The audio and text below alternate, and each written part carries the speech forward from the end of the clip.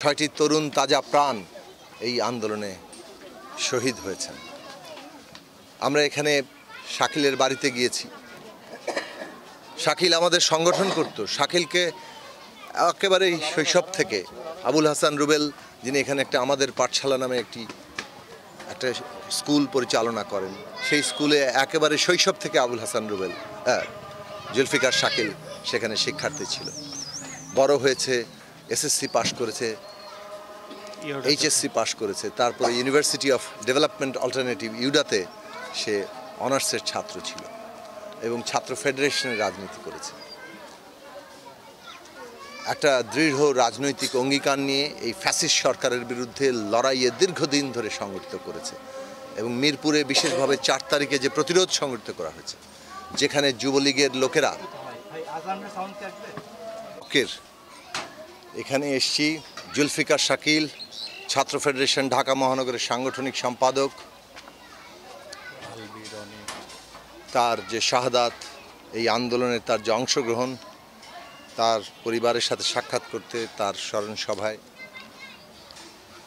D ব্লকের এই আশপাশেই অন্তত পক্ষে 6 জনের তারা শহীদ হয়েছেন এবং আমরা শুনেছি আরও 2 থেকে 3 জনের এখানে হয়তো শহীদ হয়েছেন, কিন্তু তাদের পুরো নাম এবং খবরটা আমরা পরিচয়টা এখনও এখানে নিশ্চিত হচ্ছেন। জানতিল ছাত্র ফেডারেশন ঢাকা মহানগরের সাংগঠনিক সম্পাদক ছিল। এই ফ্যাসিস্ট সরকার বিরোধী লড়াইয়ে বিগত বেশ কয়েক বছর ধরে সে সরাসরি সংগঠক, একজন কর্মীর ভূমিকায়, একজন সংগঠকের ভূমিকায় কাজ করছিল। জুলফিকার শাকিলকে আমরা একেবারেই শৈশব থেকে জানি, কেননা ও আমাদের পাঠশালায় একজন শিক্ষার্থী।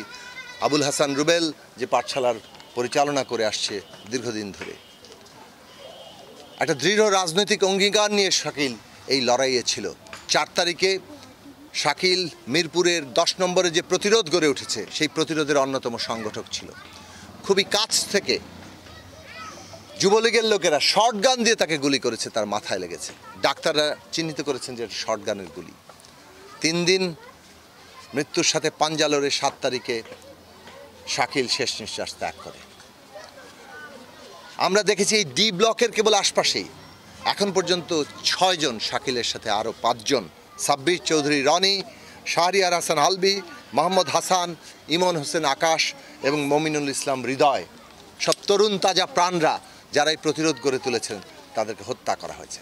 এমনকি 5 তারিখ যখন ফ্যাসিস্ট সরকার পদত্যাগ করে চলে গেছে, বিকেলবেলা আমরা এই রনি তাকে গুলিবিদ্ধ হতে দেখেছি। সে বিজয় মিছিল করতে গিয়েছিল। অর্থাৎ তারা শেষ সময়েও কিভাবে আমাদের দেশের সন্তানদেরকে হত্যা করতে পারে, সেই হত্যাযজ্ঞে তারা যেভাবে মেতে উঠেছে, আজকে আমরা সেইগুলো দেখতে পাচ্ছি।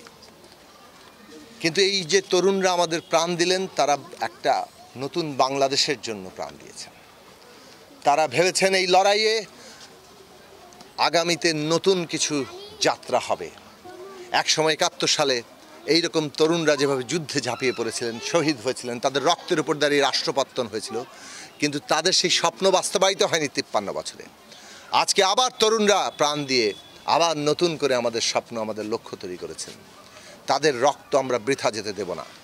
প্রত্যেকটা হত্যাকাণ্ডের বিচার হতে হবে। যারা হুকুম দিয়েছেন, যারা এইভাবে আমাদের সন্তানদের হত্যা করেছে, তাদের বিচার হতে হবে এবং এদেরকে রাজনৈতিকভাবে, সামাজিকভাবে বয়কট করতে হবে। যারা আমাদের সন্তানদেরকে পাখির মতো করে গুলি করে হত্যা করে, এরা আর রাজনীতি সমাজে থাকার যোগ্য নন। এইটা আমাদেরকে খেয়াল রাখা দরকার। আমরা অন্তর্বর্তীকালীন সরকারের কাছে বলি, এই শহীদরা, এরা সবাই জাতীয় বীর। এরা বাংলাদেশের সকল মানুষের মঙ্গলের জন্য জীবন উৎসর্গ করেছেন এবং সেই উৎসর্গকৃত জীবন আমাদের আগত সমস্ত প্রজন্মের কাছে, যাতে তারা তাদের দিক নির্দেশনাকারী একজন আইকন হয়ে থাকেন, তার জন্য তাদেরকে জাতীয় বীরের মর্যাদা দিতে হবে।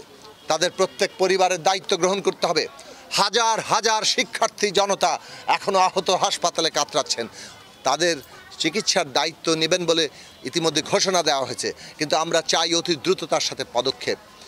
কোনো শহীদের পিতামাতা, ভাই বোন, তাদেরকে কোনোভাবে যাতে কোনো কিছুর জন্য এইরকম বোধ না হয় যে তারা অবহেলার শিকার হচ্ছেন।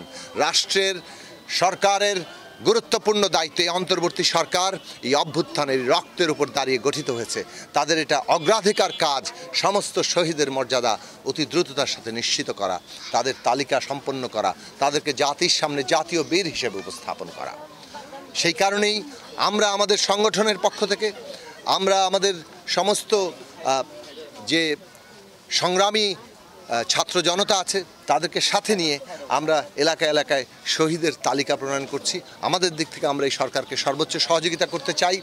আশা করি সরকারের যত রকম প্রতিষ্ঠান আছে তারাও এই কাজ দ্রুততার সাথে করবেন এবং প্রত্যেকটি পরিবার একদিকে তেমন তাদের সন্তানরা যে জাতীয় বীরের মর্যাদা সেটা দেখবেন, অন্যদিকে তারা ন্যায় বিচার পাবেন সেই নিশ্চয়তার দিকে যাবেন। সেইভাবেই সেই ভূমিকা রাখার জন্য আমরা দাবি করি।